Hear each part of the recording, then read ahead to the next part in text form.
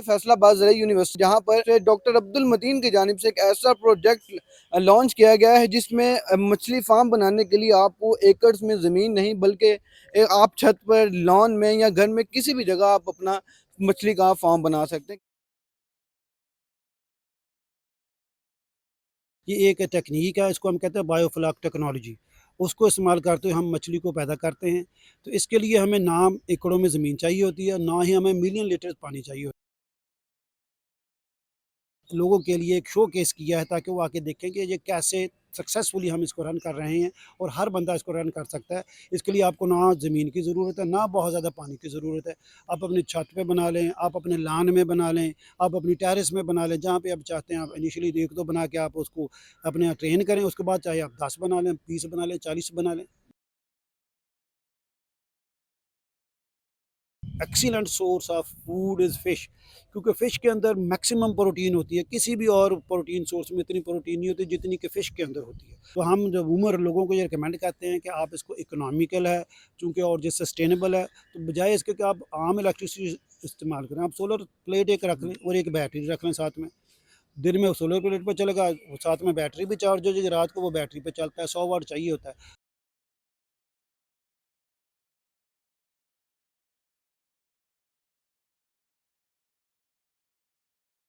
अस्सलाम वालेकुम नाजरीन, मैं हूं फैज़ान खालिद और आप देख रहे हैं न्यूज़ अलर्ट।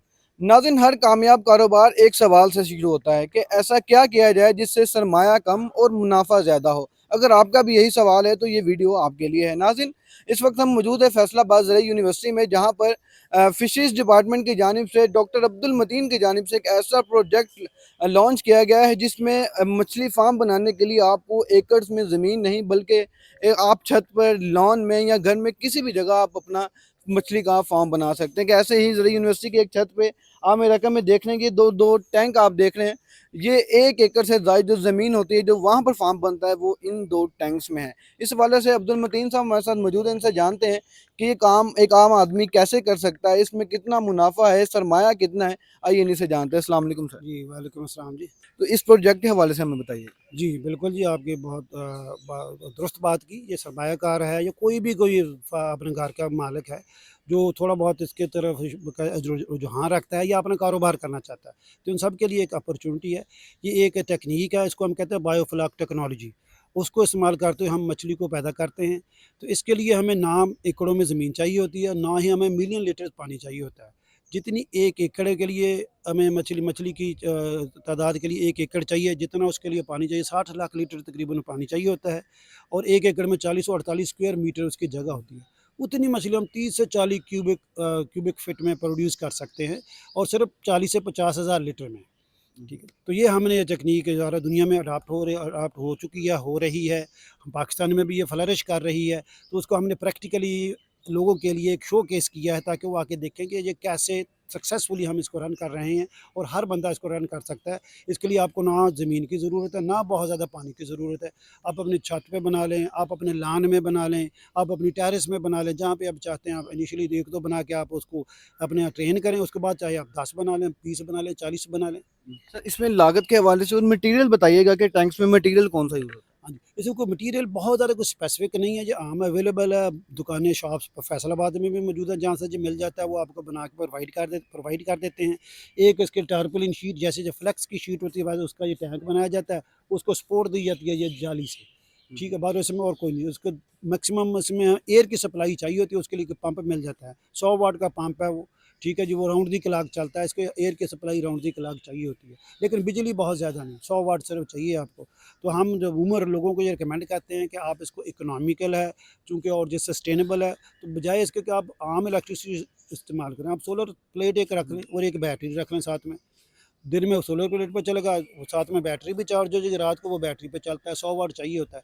तो इस लिहाज से ये बहुत इकोनॉमिकल है, एनवायरनमेंट फ्रेंडली है और सस्टेनेबल है। सर, अगर मैं बात करूँ स्पीशीज़ के हवाले से हम कौन-कौन सी मछली इसमें पाल सकते हैं और आपके पास कौन-सी है? जी, बिल्कुल जी। वैसे तो सारी की सारी मछलियाँ इसमें काश्त हो सकती हैं, लेकिन चूँकि दूसरी मछलियों का टाइम जो ग्रोथ पीरियड है वो थोड़ा सा ज़्यादा होता है। तो इनिशियली हम लोगों को रिकमेंड करते हैं कि वो मछलियाँ हम कास्ट करें जो इनका टाइम पीरियड ग्रोथ पीरियड कम है। मसलन हम इसमें सबसे पहले हम ज़्यादातर रिकमेंड करते हैं तिलापिया मछली, जो कि चिड़ा मछली के नाम से हमारी मार्केट में अवेलेबल है।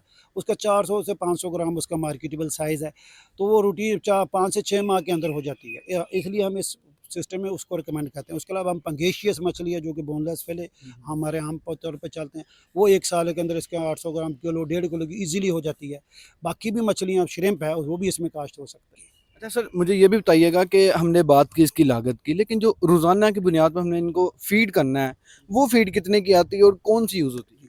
बिल्कुल आपने दुरुस्त बात की जी। रूटीन में जो आम तौर पे हम कहते हैं जो कन्वेंशनल सिस्टम है, उसमें फ़ीड ही मेजर कास्ट होती है। हम कहते हैं रनिंग सिस्टम फ़िश फार्म का 50 से 60% फ़ीड होती है, जो उसकी रनिंग जो कास्ट होती है। लेकिन इस सिस्टम में उससे कहीं कम हमें फ़ीड इस्तेमाल करनी पड़ती है। क्यों? क्योंकि इसमें जो नेचुरली हमने बैक्टीरिया पहले इनोकुलेट करते हैं, वो फ़ीड प्रोड्यूस करते रहते हैं, कुदरती फ़ीड, जो कि मछली वो खाती है। जो हम एडिशनली फ़ीड डालते हैं, वो हम जस्ट 2% ऑफ बॉडी वेट, वो बाज़ार में आम मिल जाती है फ़ीड। मसलन वो आप कहेंगे 40 किलो का 25 या 30 किलो का बैग है, वो 4 या 5,000 रुपए का मिल जाता है, ठीक है। वो एक बैग आपके एक या फर्ज करें 10 फुट कतर के 2 टैंक हैं, मुझे एक महीने में मैक्सिमम एक बैग चाहिए, ठीक है। क्योंकि मैंने 2% ऑफ बॉडी वेट या 2.5% ऑफ बॉडी वेट फीड डालनी है इसमें, उससे ज़्यादा की ज़रूरत नहीं है, क्योंकि इसमें कुदरती खुराक पैदा होती रहती है, तो लिहाजा ये इकोनॉमिकल है इस रेफरेंस से। सर, आखिर पे पैगाम क्या देना चाहेंगे आजकल की नौजवान नस्ल को जो काफ़ी मायूस दिखाई देती है बेरोज़गारी को लेकर, या ये कहते हैं कि हमने डिग्री ले ली, हमें जॉब नहीं मिल रही, तो उनके लिए? बिल्कुल जी, ये जो वो पढ़े लिखे हैं उनको पता है कि फ़िश इज़ सबसे excellent source of food is fish, क्योंकि फ़िश के अंदर मैक्सिमम प्रोटीन होती है। किसी भी और प्रोटीन सोर्स में इतनी प्रोटीन नहीं होती जितनी कि फ़िश के अंदर होती है। हेल्दी भी है, आप ये कहें हेल्थ रिस्क के बहुत कम है, सबसे ज़्यादा रिकमेंड की जाती है, सबसे ज़्यादा हेल्दीएस्ट फूड इज़ फ़िश।